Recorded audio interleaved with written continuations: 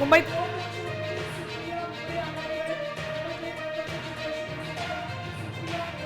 आघाडीवर आहे तर मुंबईतल्या वॉर्ड 201 मधून सुप्रिया मोरे या आघाडीवर दिसत आहेत.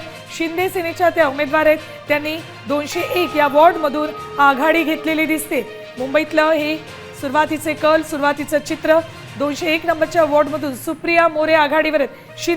शिंदे सेनेच्या या उमेदवार त्या आघाडीवर आहेत. नागपुरातले 151 जागा आपण पाहतोय की भाजपनं अगदी 60 जागांवर आपलं नाव कोरलंय. 60 जागी भाजप आघाडीवर आहे, तर काँग्रेस सुद्धा 18 जागा घेऊन आघाडीवर लढतंय.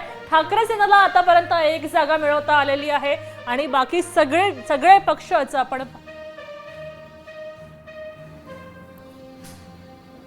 पाहतोय. नागपूरमधल्या 151 जागांपैकी कसे निकाल आहेत. भाजप 60 जागा घेऊन पुढे जात आहे, तर काँग्रेस सुद्धा 18 जागांवर पुढे आहे. ठाकरे सेनेला आतापर्यंत 1 जागा घेता आलेली आहे. आपण सुरुवातीचे कल पाहतोय. कल कसे असणार आहेत. मतदान सुरुवात झाली आहे, मतमोजणी सुरू झालेली आहे. आता मतं कुणाकुणाला पडतायत त्या जागांचे कल आपण पाहतोय.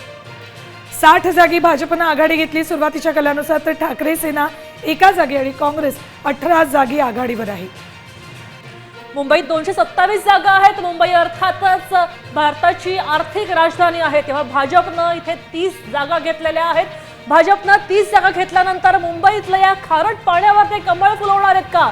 शिंदेंना इथं 9 जागा घेते आलेल्या आहेत. शिंदेंचा खरं तर मुंबई या जवळचाच बालेकिल्ला म्हणता येईल. शिवसेनेनं 9 जागा घेतल्या आहेत, तर दुसरीकडे आपण पाहतोय राष्ट्रवादीनं, अजित पवार गटानं 1च जागेवर आपलं नाव कोरायला सुरुवात केली आहे. आपण मुंबईतले सुरुवातीचे कल कसे आहेत पाहतोय. 227 जागांपैकी ठाकरे सेना मात्र 20च जागांवर आघाडीवर